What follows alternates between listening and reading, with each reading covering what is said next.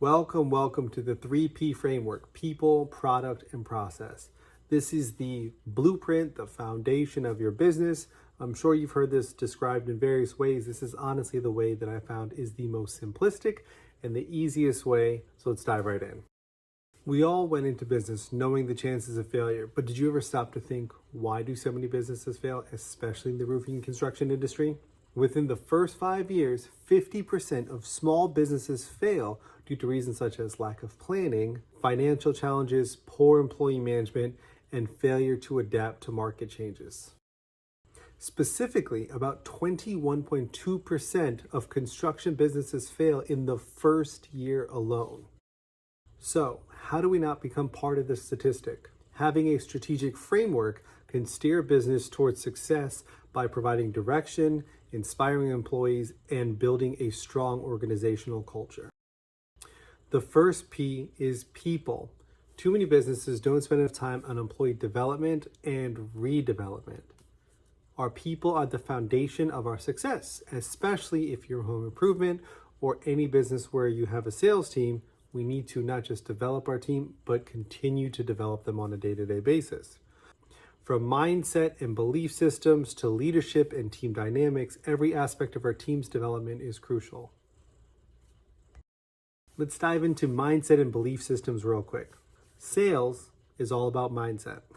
Most of us know this, but that's why we spend the time trying to motivate our team. If your sales team starts the day negatively, chances are they're not only not going to make money themselves, but that's also not going to make you any money. So what are you doing to not just get them motivated, but keep them motivated? The simple thing, and a lot of roofing contractors that I talk to do not even do this, is to have daily sales meeting. Not weekly, definitely not monthly, but daily sales meetings where you have to see them on a day-to-day basis. Each of those meetings should have something inspirational, like maybe it's a customer story, maybe it's an employee story where maybe they sold 2 big jobs the other day. And then on top of those daily sales meetings, you need to dig deeper with every single person that you directly manage. Do you know their why? Why are they at your company? What are they working towards? Why are they out there selling and knocking doors or making cold calls or whatever the case is? Maybe one person wants to take care of their parents and their parents have literally given them everything. So all they want to do is be able to buy their parents a house or a car. Maybe someone is thinking more immediately and they're a younger kid and they just want to take care of themselves. They want financial freedom and they just want to one day just go fuck off and go travel the world and just hop flights and literally take a month off. This is the type of industry where that's something that's definitely possible. The main point is you can't motivate both of those people in the same exact way. The thing you say to one person is not going to hit in the same way it says to another person. So that's where you need to continuously focus on mindset and redevelopment. This is an amazing quote that I love. Attitude. Your attitude, not your aptitude, will determine your altitude. Simply put, it means your mindset, not in terms of how smart you are, is going to determine how successful you will be in life.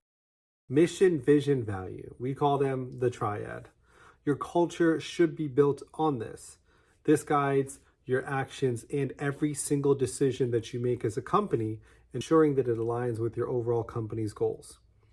These should be repeated daily in every single meeting that you have with your employees, with your customers, with your leadership team, especially. When coaching an employee, you should always reference a value or the mission to explain why you think that they could have done a little bit better. I know you probably started a company, or if you're about to start a company, then you have a bunch of people or a couple people that are just like leaders and you're like, okay, cool. I don't really have time to lead and motivate everyone every single day. So I'm going to hire leaders and they're going to be in charge of that. But then you have to spend a lot of time managing your managers and you're like, what the fuck? This is supposed to be their job. Why am I supposed to be managing them and then also managing your team? So 2 things. One, you could also have the wrong people and the wrong jobs. But most importantly, leadership is not just a one-time thing. You need to reframe your mind because leadership is something that is continuous. It never ends. A true leader never stops leading. So the same thing that you're expecting your manager to do and motivate your sales team, I'm expecting you to have to do the same thing to your leaders. But on a much higher level. Instead of just motivational videos, show them videos on becoming a better leader, communication skills, how to influence and inspire people. Remember, leadership is not just about directing, it's about inspiring and growing together.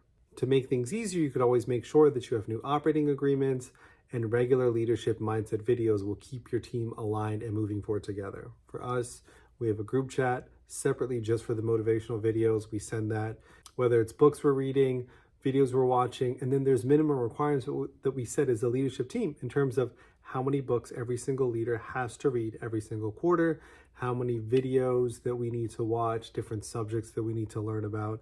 It's just constantly growing because the more that you expect of them, the more that you can guarantee that they'll take care of your team, the more money you'll make. But it is a lot of work, so make sure you do it.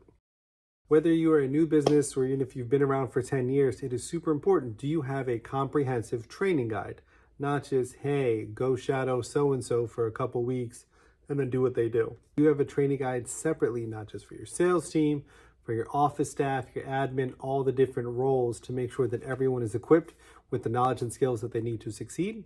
Also, do you have a detailed onboarding process, including a company orientation and job checklist?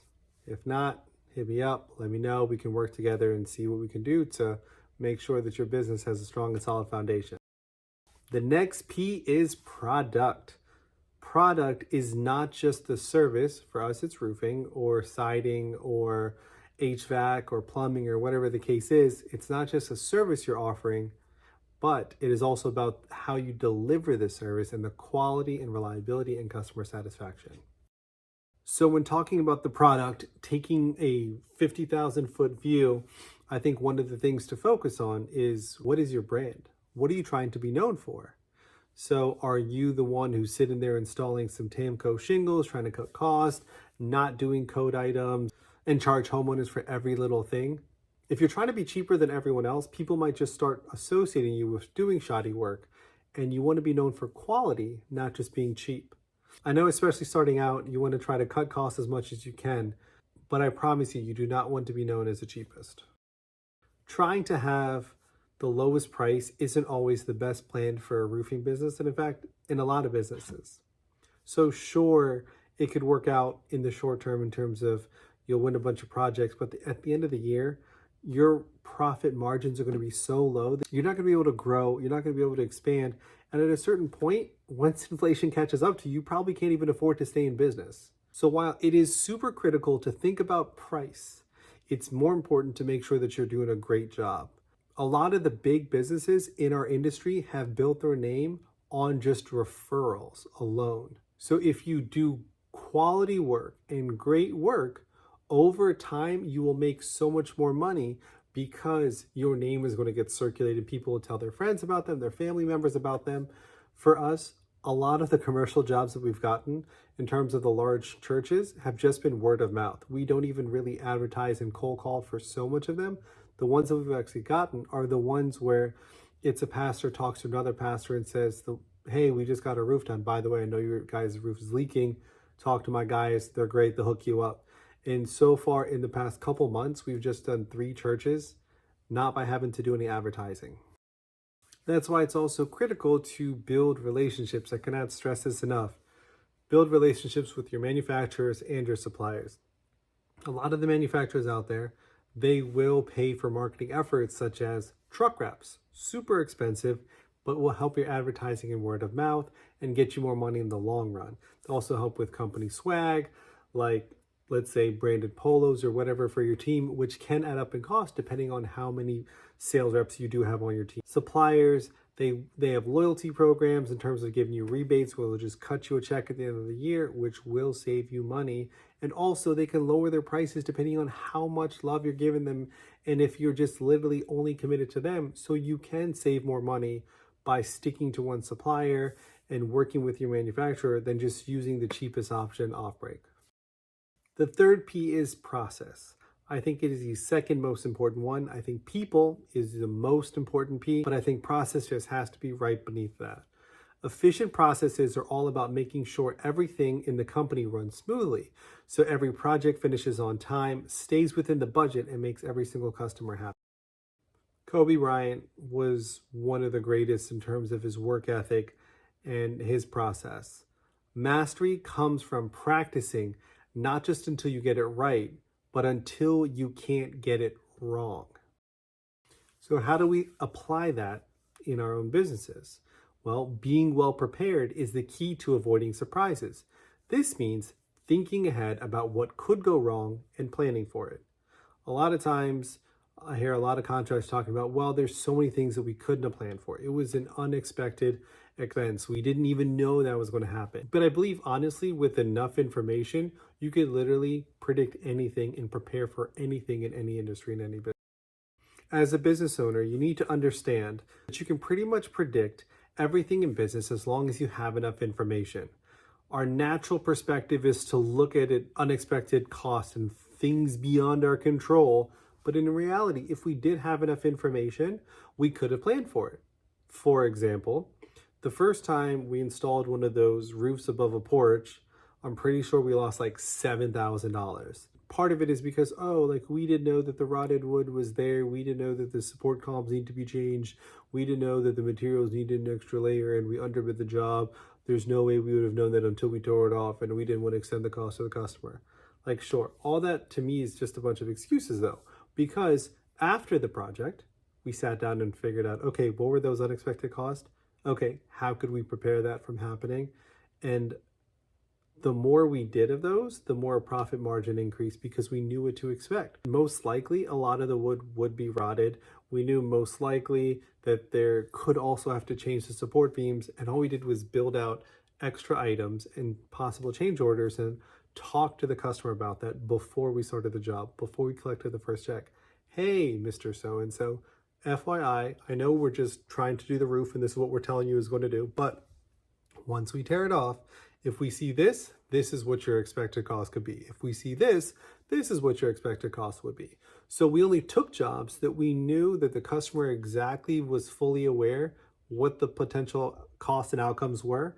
And we only took jobs that we knew that we were going to make money from. I'm pretty sure after the third one, we were probably at like 40% profit. And of course, now we're even higher than that. So that's the difference between the theoretical and the actual gap.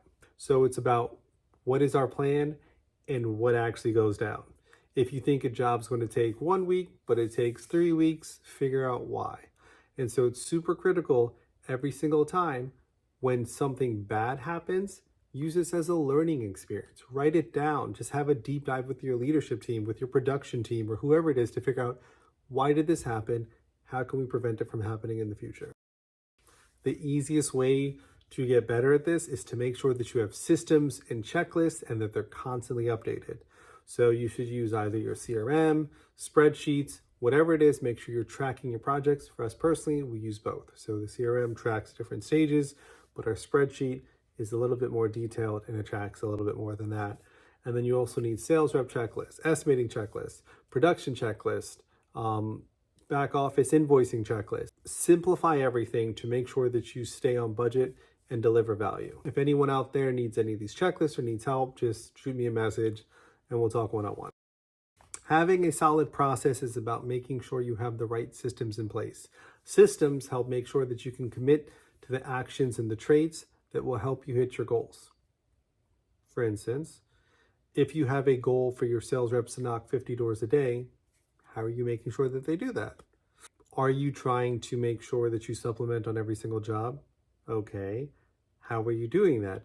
Is your estimator reviewing inspection photos to make sure that they're supplementing appropriately? Does your roofing sub or your project manager take photos before, during, and after to make sure you're getting those supplements approved?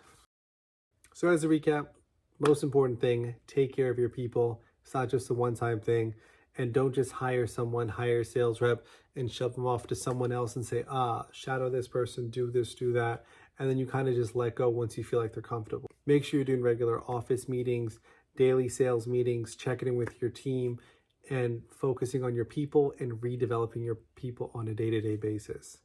I heard someone talking about it one time where they said developing your team and your mindset is kind of like setting the thermostat in your house, right?